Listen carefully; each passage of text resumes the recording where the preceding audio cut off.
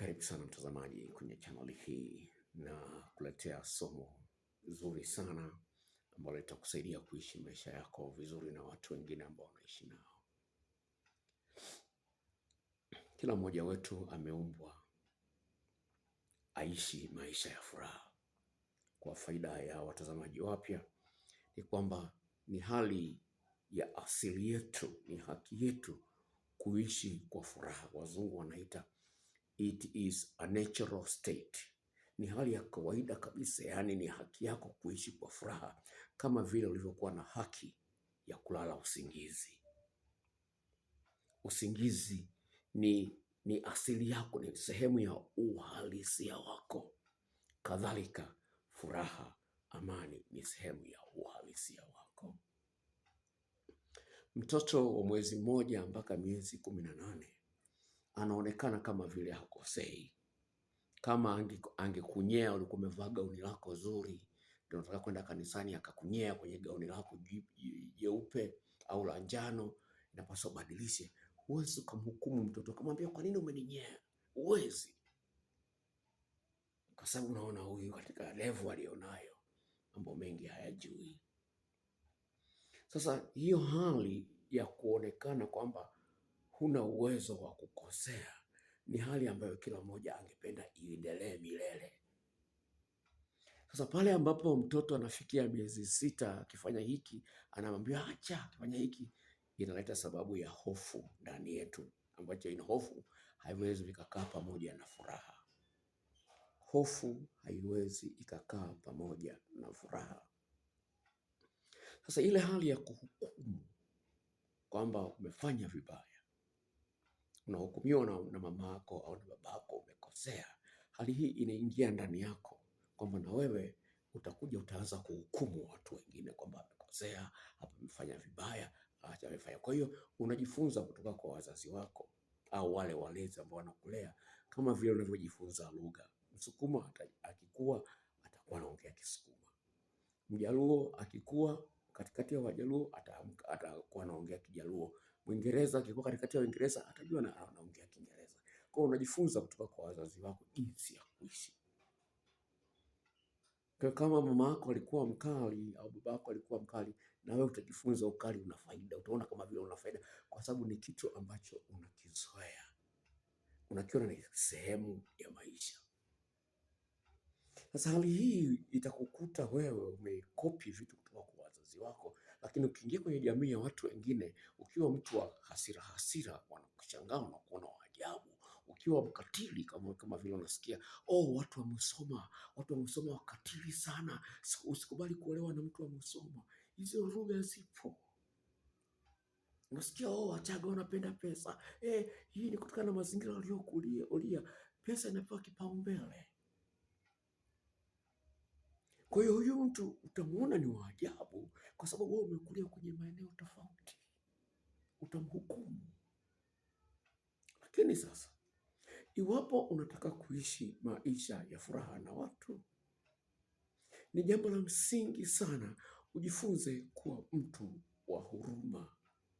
Kumwangalia huyu mtu kwamba hii hali anayoionyesha ambayo siipendi, inaniumiza, inanikasirisha, imetoka mbali sana kutoka kwa wazazi wake au walezi waliomlea. Kwa hiyo kinachopaswa kufanyika ni jinsi gani ya kumsaidia huyu mtu aone kwamba kitu hiki ni kibaya, lakini yeye sio kwamba yeye ni mbaya. Ile tabia alionayo ni mbaya, lakini sio kwamba yeye ni mbaya. Sasa basi, kosa ambalo watu wengi wanafanya kiasi ambacho ndio maana mahusiano yanavunjika. Watu wananuniana, iwe ni kazini, iwe ni kwenye biashara, iwe ni kwenye ujirani, iwe kwenye mahusiano. Utakuta kuna watu wananuniana, kuna watu hawasemeshani. Kwa sababu alishakuumiza na si ajabu alishamuumiza mwingine. Kwa hiyo mnamuona kwamba mtu ni mbaya bwana, akiwepo bwana mimi sitaki kuwa karibu na huyu mtu. Kwa hiyo ana tabia mbaya ambazo zinasababisha mtu aonekane ni mbaya wakati sio mbaya. Anahitaji msaada ili arudi kwenye hali ya mtu ambaye hakosei. Kama vile mtoto mchanga hakosei, hata kama amekosea anaonekana kama vile hajakosea. Ndio maana Bwana Yesu akasemaje? Akasema usipingane na mtu mwovu. Akikupiga shavu la kushoto mpe na la kulia. Akilazimisha kutembea kilomita 2 tembea 4. Kwa nini hiyo principle? Naomba nikusomee hiyo na kutoletea principle ya sayansi sasa. Wanasayansi ambao hawamjui huyu Yesu wamegundua kwamba njia ya kumsaidia mtu abadilike, awe mzuri, awe na tabia nzuri, umuonyeshe huyu mtu kitu kinachoitwa positive unconditional love. Positive regard. Sawa? Sasa hii positive unconditional regard, yani unamuona huyu mtu kama vile amefanya kosa sawa, lakini unalitengenezea mazingira lile kosa.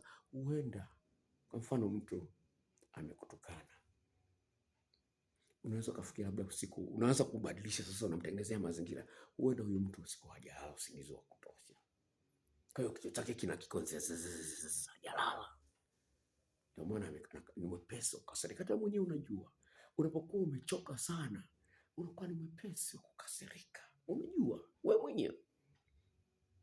Kwa hiyo basi muangalie huyu mtu kumuona kwamba alikopitia ni mahali pabaya sana. Huenda anafanya yale lakini hajui sababu inayomsukuma kufanya yale. Huenda wewe hujui. Nikupe story ya kweli. Huyu kaka wa Kihindi anaitwa Ramesh. Wakati anasoma shule, kule shuleni kulikuwa kuna mikutano ya wazazi. Watoto wanapotaka kupewa tuzo fulani fulani, wazazi wanakuja kuona watoto wao wanapewa tuzo, wanakuja. Sasa huyu Ramesh akaona baba yake haji kwenye tuzo zile, haji. Akawa inamuumiza sana. Kwa nini baba yangu haji kwenye hizi sherehe za shule? Kwa nini haji? Hanipendi. Basi huyu Ramesh akaanza kuishi baada ya kumaliza shule, amaliza college, amepata kazi, akaoa na tabia za ajabu sana, kitu ambacho kilimhuzunisha baba yake. Akawa na tabia za ajabu sana. Sasa alipokuwa na tabia za ajabu sana, anafanya kazi nzuri, lakini akawa na tabia ajabu sana ambazo baba yake akawa anajisikia aibu. Kwani mwanangu ana tabia kama hizi? Akawa anajisikia vibaya baba mtu. Lakini ndio hivyo, akawa hana mawasiliano kabisa na baba yake. Sasa akaingia huyu Ramesh kwenye somo la saikolojia, jinsi ya kuelewa mtu na jinsi ya kuendana na mtu. Akagundua kwamba amefanya makosa kumchukia baba yake, kwa sababu ya baba yake kushindwa kuja kumuona kwa pale shuleni, haijui. Akasema ngoja nikaongea na baba yangu. Akaenda kuongea na baba yake. Akamwambia, baba, na mzigo ndani ya moyo. Kwa sababu gani? Nimekuwa naishi haya maisha mabaya mpaka sasa hivi unipendi kama zamani, unipendi, una muda na mimi. Nimekuwa naishi mabaya kwa sababu gani? Niliona kama vile hunijali. Nilipokuwa niko shule, wenzangu wazazi wao wote walikuwa wanakuja, wanasherehekea wanapokuwa wanapewa tuzo. Mimi baba yangu ukawa huji. Kwa nikajua kwamba nikifaulu au nisifaulu ni sawa. Nikifanya mazuri au nikifanya mazuri ni sawa. Ndio maana nilikuwa naishi maisha ya ajabu sana. Lakini sasa mzigo huu umekuwa nishindwa kuelewa kwa nini baba ulikuwa unashindwa kuja. Nikaona kwamba ulikuwa unijali baba. Ndio maana nikawa nimekuchukia. Baba mtu akaangalia chini, akasema, mwanangu, unajua mimi sijui kusoma. Nilikuwa nahangaika kukusomesha wewe. Mimi mwenyewe sijui kusoma. Sasa niliogopa nikija kwenye mikutano hii, walimu wako wakanipa karatasi wakaniambia hebu soma hivi na hivi, nikashindwa kusoma, nitakuaibisha mwanangu mbele za wenzio. Baba yako hajui kusoma. Baba yake akaanza kulia. Na mtoto naye akaanza kulia. Kwa sababu alikuwa hajui kwa nini baba yake hapendi kuwa karibu naye anapokuwa shuleni. Ikajenga uchungu ndani ya nafsi yake kwa sababu alikuwa hajui kilichosababisha baba yake asiende pale. Kwa hiyo nataka kusema ni hivi, kwa sababu huyajui mazingira, kwa nini mwenzio unaona amekukosea kutokana na matarajio uliyokuwa nayo kwamba angefanya hili, angefanya hivi, lakini ameshindwa kuyafanya yale. Lakini kwa sababu huyajui matarajio ya nani, sababu zake ambazo zilimsukuma kufanya hivyo, ni vizuri kutafuta nafasi na kumuuliza badala ya kumjaji, ya kumhukumu bila kumsikiliza. Hili ni jambo la msingi sana, kutumia ujasiri wa kumuuliza mtu kabla hujamtenga.